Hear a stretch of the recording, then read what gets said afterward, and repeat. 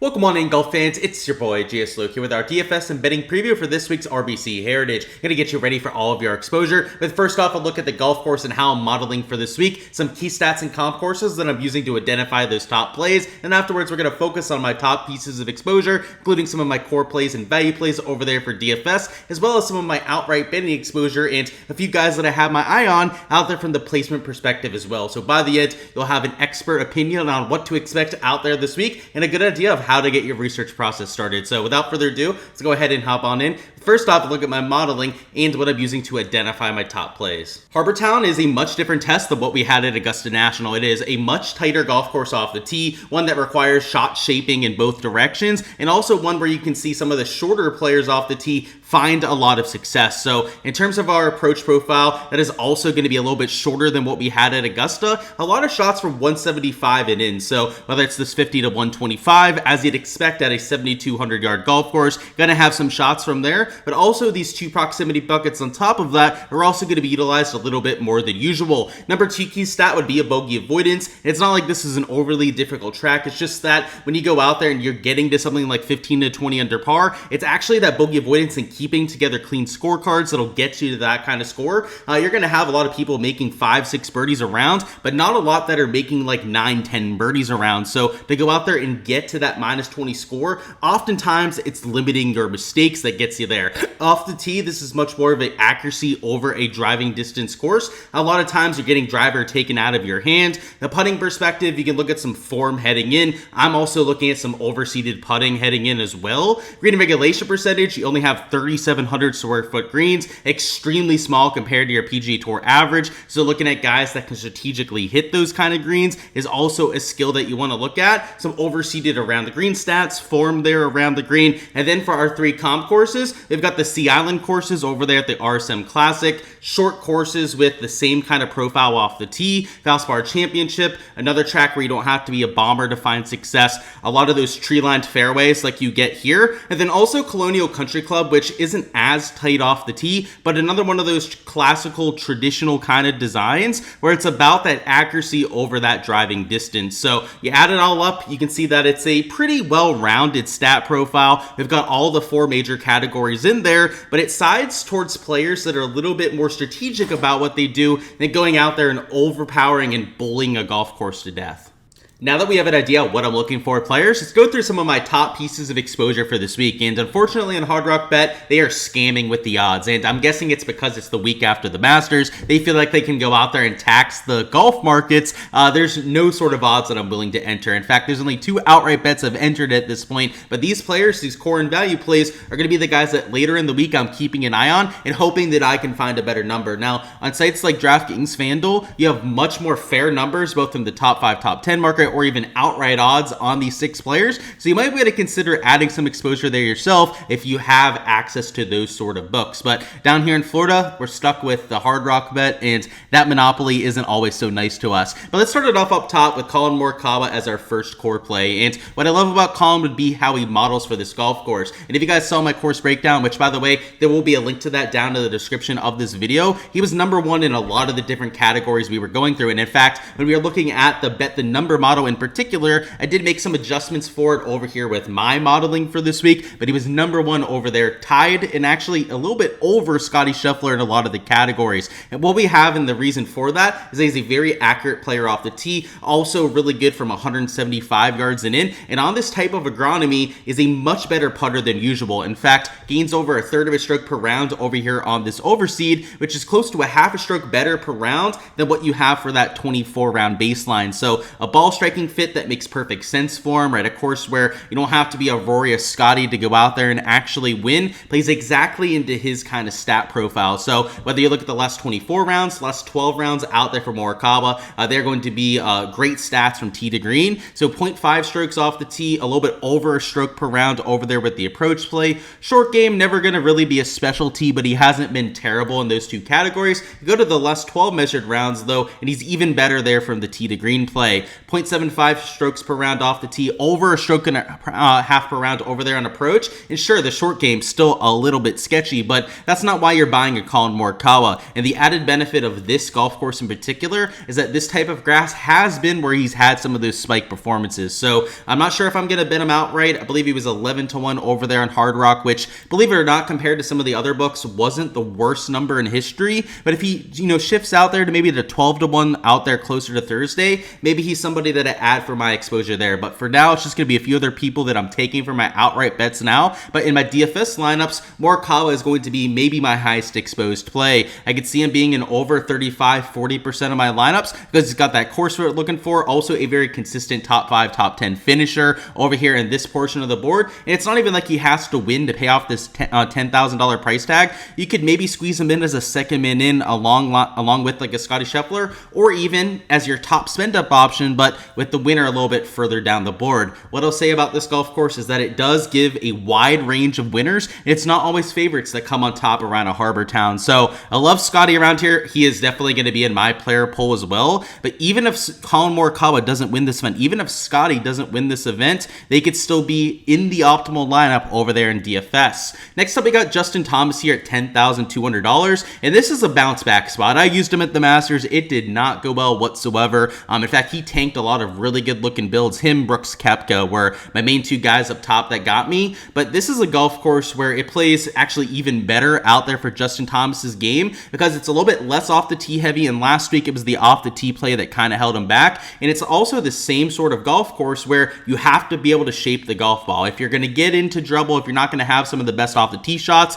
you're going to have to shape yourself out of it. And with all the different dog legs that you have in play as well, you would have also seen that if you guys saw the course breakdown. So just another reason to check out the whole breakdown section over there during that video. But Justin Thomas isn't going to have an issue with that at all. He's capable and more than willing to move it in both directions, which is key to winning and getting yourself in position around this track. And it's not even just, us thinking that that's a possibility. It's actually shown up with the stats and the finishes around this golf course. This hasn't always been a cut event, but when it was, he was out there making the cut. In fact, had a top 10 finish over there 5 years ago. In the last 2 years, when this has been a signature event, no cut line over here in these sort of renditions, top 25 and then the top 5 finish there last year, it was when he didn't even have his best form. So you're talking about a Justin Thomas that is playing some of the best golf of his life. Last 24 rounds, you can see he's gaining over 0.75 shots gained approach per round. Off the tee play has been a little bit of a sore spot, but as I mentioned off the bat, you don't have to be some elite tier off the tee player to go out there and find some success. A guy like JT that has the length off the tee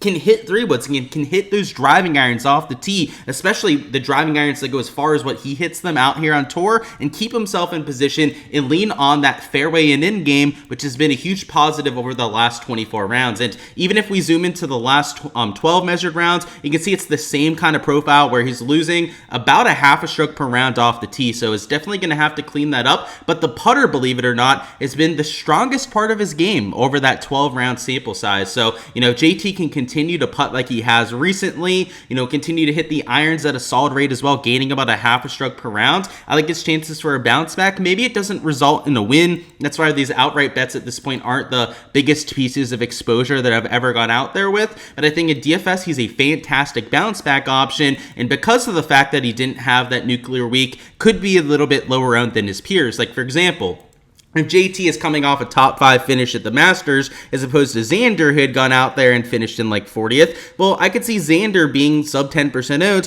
whereas JT could be that 15 to 20%er. But because it's the other way around, Xander had the good week and JT just a little bit more mediocre, spinning the wheels down towards the bottom, he could be, I don't think it'll be sub 10% owned, but closer to that 10 to 12% mark, whereas Xander, who is still returning from injury and, has a little bit of rust, undoubtedly, still out there in his game, could be the higher roads between those two players, which if it's going to be that much of an overreaction to just a one event sample, I mean, look at this on here, right? Number 3, Colin Morikawa with my modeling. Number 4 over there, JT. Number 1, Scottie Scheffler. That is a surprise. Number 2, I will say, is a big surprise. It's way further down the board than you guys probably think, but for all intensive purposes, let's remove that guy out of it.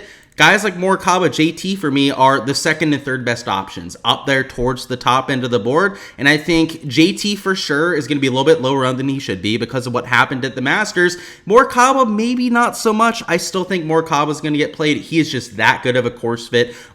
Everyone's going to be looking at him with the stats this week and just going, wow, he sets up perfectly for this sort of track. But even then, he's going to be lower owned than some of the other guys around him. So love those two for a little bit of leverage towards the top, but especially Justin Thomas at $10,200. And then our last core play here is going to be the last outright that I'm taking here, but still some plays down towards the bottom in our value plays that I really like here as well. And that's going to be Jordan Spieth here at $9,200. So I boosted him to $4,400 to win. And I've been here too the last 4 years, and both times he either won out there 4 years ago or 2 years ago, lost in a playoff to Matt Fitzpatrick. So the course history is about as good as you could possibly imagine. Sorry, 3 years ago when he went out there and won this thing, runner-up finish over there the next year. And yeah, the T68, I guess, at least he made the cut that year, wasn't missing the weekend. The T39 last year wasn't going to get the job done, but that was when Jordan Spieth was dealing with the injuries. That was a Jordan Spieth that wasn't nearly playing as well as what he is right now. And my modeling on him is still lagging behind a little bit. He's still only number 31 over there with the total model ranking,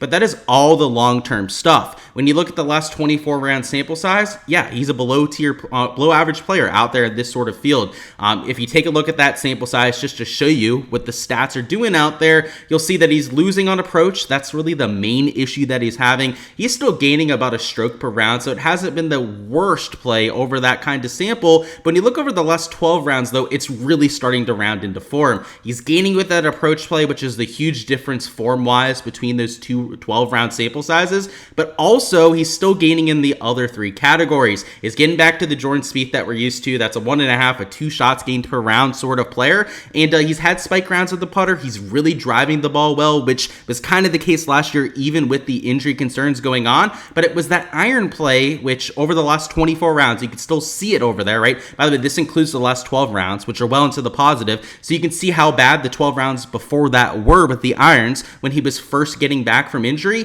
but he is figuring something out, right? The last 12 rounds shows us that with him gaining in those categories, and he's got the momentum working in the right direction. So I know the Masters maybe wasn't what he was hoping for. He was complaining about some mud balls out there, which I've got to say, with the green jackets, you've got to be careful, Jordan. You don't want to get banned from going out there to your happy place. But at 44-1, I thought it was worth a sprinkle over here this week. And compared to some of the other guys in this range at DFS, I don't think he's going to be overly popular. The quote-unquote disappointing week at the Masters, which, by the way, I don't think it was that disappointing. Still above average week out there for Jordan, is working in that right direction. But at a golf tournament like this where he's had that success before, maybe he goes a little bit under the radar, right? He didn't go out there, have that top 5. Didn't have the top 5 with Justin Thomas either. That's going to go out there and make everyone want to go out there and play him. Guys even like a Jason Day that were in contention for a bit. Victor Hovland, before his Sunday collapse, was up there towards the top end of the board. Shane Lowry too, right? A little bit of a Sunday collapse, but I could see those sort of players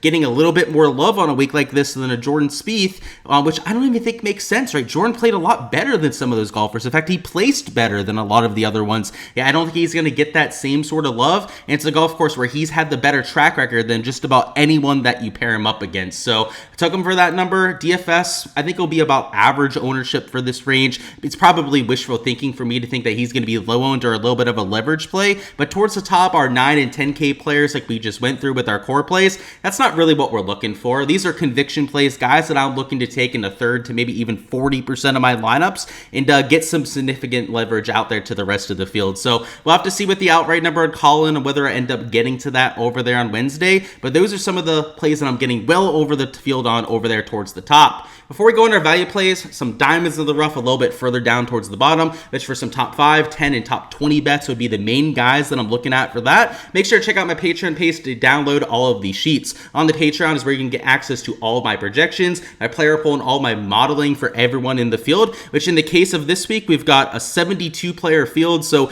every single guy that's teeing it up, including Matt Kuchar, who got added to the field as a sponsor exemption, are completely covered over there. So if you've been wondering how to get my take on literally everyone teeing it up, not just the 6 guys that we touch on these videos, that's how you go ahead and check that out, and that's down to the description of this video. So on there, the DFS tier has how you can go out there and download download these sheets, and it's only $15 a month to join the DFS tier, which gives you access to all these main slate sheets that I do for every single golf tournament. So on average, 4, maybe even 5 events out there per week. And for rounds 2 through 4 showdown, I do projections and ownership and a player pool over there for rounds 2 through 4 as well. So that's also on the DFS tier. Make sure to check that out if you guys haven't already. But now let's go through some of our diamonds of the rough down towards the bottom. So next up, we got Akshay Bhatia at $7,700, which is another guy that I'm going back to after a little bit of struggles over there at the Masters. So just like Justin Thomas didn't have his best stuff, especially out there on Sunday, but at $7,700, he really fits this golf course well. Partially because of the putting, which you can see on the overseed, he gains just under a stroke per round putting, which I know he's had a really good year putting in general. He's one of the top 5 putters that you've had on all the PGA Tour, but on this surface in particular, I mean, he's been maybe the best putter that we have in this sort of field, at least for this season. And if you take a look at the last 24 round, even the last 12 round sample size,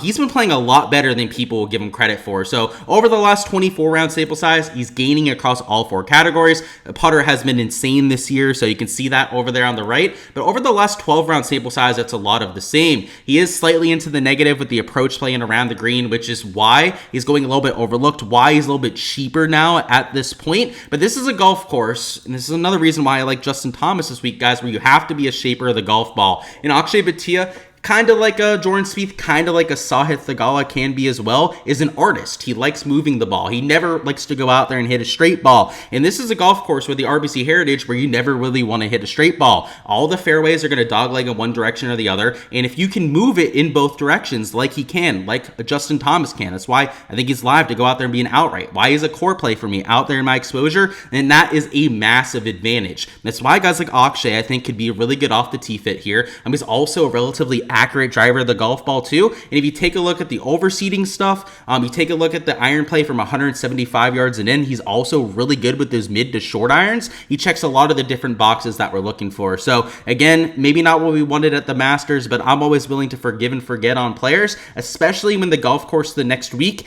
has a few other reasons why it would be a really good course fit for that said player. So Akshay there at $7,700, going to make some DFS lineups out there for me for sure. I don't think it'll be popular. Like guys like Spawn Poston will probably be more popular. Hell, even a Brian Harman after the solid week at the Masters and his win, of course, I think will get more attention. Give me an Akshay at sub 10% towards the top end of the 7K range, and I am going to be thrilled to go out there and use him in lineups. Next up, we got Tom Hoge at $7,100. He is number 4 in recent form ranking. He's top 10 in the model this week, despite being down there at number 39 in the pricing. And whether it's the last 24 round sample size or the last 12 round sample, iron play has been on form for Tom, which is always his calling card, one of the best second shot players that we have out there on tour. And you play him at courses where it's about the accuracy off the tee as opposed to that distance. He's not long off the tee. He's also not that accurate either, which can definitely be an issue at some courses, but not so much at a track like this. And if you go to the last 12 round sample size, it's a lot of the same. He is a very consistent player, except that he cleans up the other categories. He goes from a slight negative off the tee to slight positive, so showing that he's able to go out there and hit a few more fairways. The iron play goes nuclear to about 1.5 strokes per round, hence why he's modeling out so well.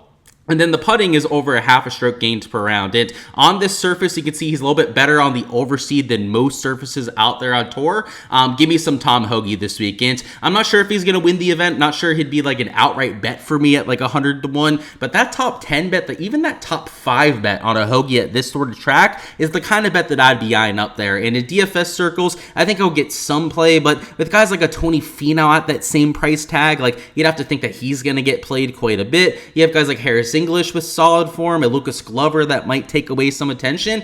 As long as we get Hoge at less than 10% ownership, then I'll probably be okay to get there. But if he's sub like 7-8% owned, that might be wishful thinking out there. But if we get him under that sort of number, then he's going to be one of my favorite plays on the entire slate. So just from the course fit angle, fits a lot of the different things we're looking for. Very iron play from 175 and in. He checks that box. One of the top 5 players in almost all those different proximity buckets. And then, like I said, whether it's the agronomy, whether it's even him just playing at this golf course well before. He hasn't played here a ton, at least compared to some of the other guys in this range. He has some missed cuts out there mixed in, but top 20 last year, top 25 out there 4 years ago. He's shown us an ability to go out there and spike. So give me some Tom Hoge this week, and hopefully the ownership stays low as well. And then the last play we're going to go through here is going to be Gary Woodland at $6,300. So I'm playing him over here for potentially a top 10, top 20. Depends on if the odds get a little bit better later on this week. But in DFS, I think he's a fantastic play because I don't see him getting over the 5% ownership mark. You're not going to see many guys down towards the bottom end of the sixes get over that 5% mark anyways. But Gary Woodland is a huge gainer on this overseeded surface. It's part of the reason why he's played so well here in 2025. Of late, has started to gain strokes in bunches on this type of grass. You can see he's a top 20 model ranking, despite being numbered down there at 58 in the pricing. And then also, whether it's the 24 or the 12 round sample size, I mean, this guy's been striping it, gaining over a half a stroke per round over the last 24 rounds. They're off the tee and on approach. And if you zoom in, it gets even better for Gary. I mean, obviously, with some of those top finishes, you'd expect him to be gaining in these two categories, and you're not going to be disappointed if you look at it. It's the category that's been the most into the green. This is the surprising part, has been about 3/4 of a stroke per round there with the putter, and it's partially the overseed. He's been playing on a lot of overseed lately, but he's about a half a stroke better per round on the overseed than any other surface that you have out there on tour. And in fact, compared to some other surfaces, he's almost a stroke better out here on this type of grass, which just can't be ignored. So a Gary Woodland at $6,300. If I need to save up to maybe take a Scotty and a Morikawa together, or heck, even going with a Morikawa and a JT lineup up there with the two 10K players, and I'm going to need some salary to pull that off. And by taking guys like Woodland with the form, some decent stats over here on the surface, and I believe okay course history. Let me double check on that over here with Gary. Yeah, so he's made the cut every time he's played here. Last 2 years, I don't think there was a cut line, but back here 5 years ago, he did make the cut and at least finished T62. Not elite tier course history, but at least has some experience around the RBC Heritage. So the sort of plays that I'm actively looking to get over the field on, and if Hard Rock can give us decent odds on, I'll go out there and add from that perspective too. Alrighty guys, that is all I've got for the DFS and betting preview. Go ahead, smash that like button if you guys haven't already, and also subscribe to the channel so you guys don't miss any of the content to come. That'll include our betting and DFS live stream over there Wednesday at 7 p.m. Eastern. We'll be going through all of your questions down there in the live chat, a look at the weather report, some ownership out there before lock, as well as some of the averages around the RBC Heritage, and some underdog and price pick stuff over there too. So make sure you stay tuned for all of that. We'll have betting and prop live streams out there for rounds 2 through 4, as well as showdown content over there on the Ship It Nation YouTube channel out there for rounds 2 through 4 as well. So a lot to come. Make sure you subscribe so you guys don't miss any of that when it drops. And also drop your player to go out there and win the RBC Heritage for a chance to earn a free month on my Patreon page. As long as they're at least 30-1 to go out there and win, you will win a free month access to all my projections and modeling, which of course is where you can find the spreadsheets throughout my content. It's got all my projected points on there, my entire player pool, every single outright bet as I get to it will be posted over there on that sheet, as well as all the projections for rounds 2 through 4 showdown. Usually it's $15 a month to join the DFS tier, which is a great value, the best value that you can find in the industry, best possible value that you're going to find out there. But even if you don't want to pay for it, you want to earn it for free that way, just go ahead and give me that winner. Again, at least 30-1 and you'll qualify for the contest. So best of luck out there, and with all of your exposure, whether it's over there in those large field GPPs, I hope to see a lot of your names up there towards the top of those contests, or whether it's over there with some of your betting exposure as well. Cash those tickets. Let's get back into the profit over here for this signature event. And yeah, I know some Masters hangover a little bit maybe after that massive week. Rory going out there winning. I mean, that was just nuts to go out there and get the Grand Slam. We've got a heck of a field over here, heck of a golf course out there as well. Let's take advantage and have ourselves a week.